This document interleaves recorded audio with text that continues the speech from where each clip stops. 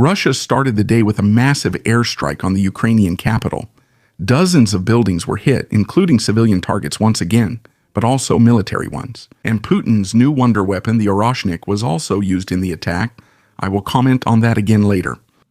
Today is Saturday, May 24th, 2026. We are in the 5th year and on day 90 since the start of the full-scale invasion. Welcome to the Situation Report. In today's report, we see attacks on Ukraine, on Russia's most important logistics route in the south of the country, a Russian airstrike on Kyiv, and an interesting dynamic within the propaganda, as well as much more. The Ukrainian intelligence service SPU carried out a large series of coordinated drone attacks in occupied Luhansk. FP2 drones were used, which are being deployed more and more, especially against Russian logistics and infrastructure targets behind the front lines. Reportedly, targets hit included another Russian railway echelon fuel depots, fake ammunition depots, vehicle repair workshops, telecommunications facilities, as well as assembly areas for Russian troops. A building of the occupation police and several equipment depots were also apparently damaged. According to Ukrainian sources, more than 80 Russians were killed or wounded in the process. What is especially interesting here is the choice of targets. The attacks were not directed at individual front positions, but rather at the entire technical and organizational infrastructure behind the Russian operations. It is precisely there that it is often decided how long attacks can even be sustained. Particularly relevant here is also the target selection against the rail network and fuel infrastructure. Russia remains extremely dependent on rail logistics for ammunition, vehicles, and supplies. Every destroyed train or disabled fuel depot area causes delays far beyond the immediate military impact zone. In addition, of course, there is also the attack on drone repair facilities and the telecommunication system. Drone repair shows that Ukraine is now deliberately trying to attack Russia's drone warfare apparatus itself. So now it's not just the FPV drones themselves at the front, which are intercepted during operations, but also the workshops, networks, and communication infrastructure behind them. And this is exactly where you can increasingly see the Ukrainian strategy in the Luhansk region. Russia would sacrifice even more soldiers at the front if they could. So you shouldn't just fight Russian troops directly, but above all, gradually destroy the systems that supply, coordinate, and keep these troops combat ready in the first place. A fire has also broken out in the Luhansk region after Ukrainian drones allegedly attacked an oil depot. Footage shows thick smoke and flames over the affected area. Such targets remain particularly attractive for Ukraine because fuel depots are directly connected to Russian logistics and military supply. Without a stable supply of diesel and gasoline, transports, generators, vehicles, and supply systems come under pressure. The location is also interesting. Luhansk was considered for a long time to be a comparatively safe rear area for Russian troops and especially for the occupation administration. The fact that explosions, fires, or drone attacks now occur regularly there once again shows how far Ukrainian long-range operations have expanded. The tone is also noticeably shifting in Russian propaganda broadcasts. A State Duma deputy once again triumphantly declared Russia is attacking again and advancing. However, what stood out was a reaction that you hardly would have heard there before. Even the host, Olga Skabyeva, openly asked what these constant reports of success are supposed to mean anymore when Ukrainian drones are hitting targets deep inside Russia every day. Apparently, the trigger was also the mockery from Ukraine. At the current pace, Russia would theoretically need decades to capture the entire Donbass. And apparently, statements like these are now hitting a sensitive nerve within the Russian information space. Let me briefly put this into context. This show usually goes as follows.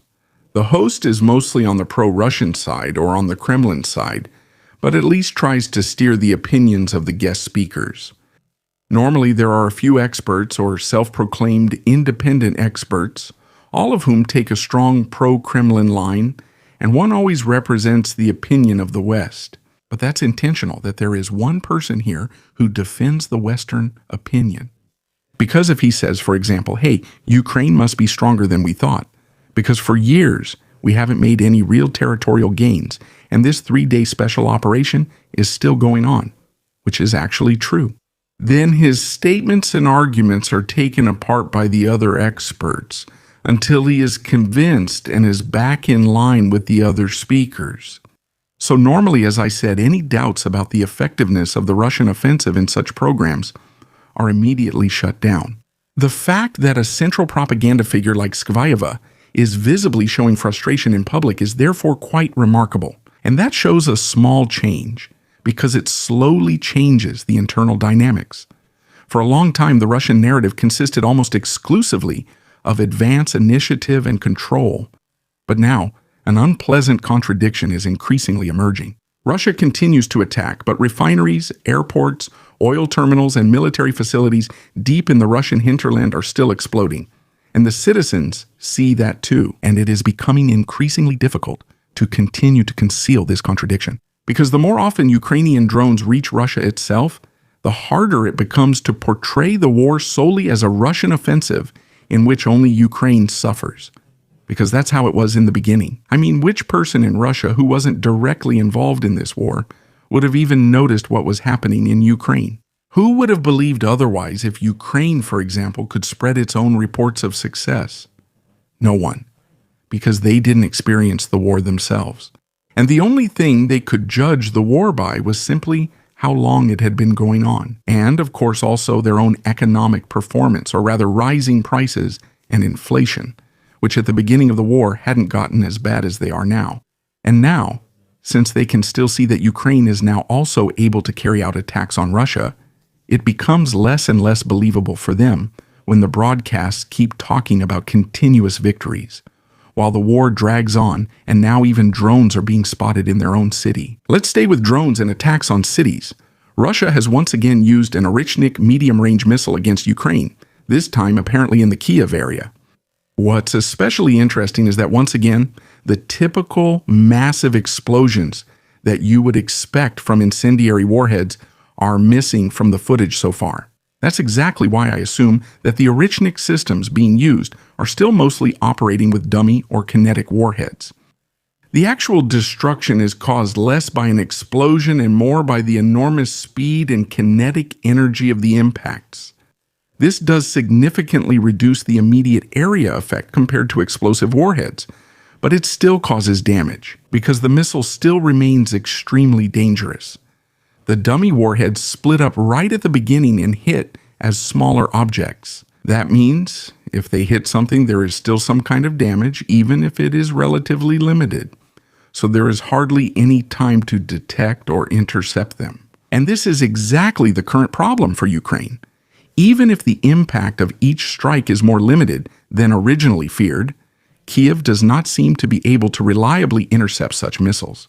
Russia is demonstrating less maximum destruction and more the ability to continue using systems against which Ukraine has hardly any means of defense.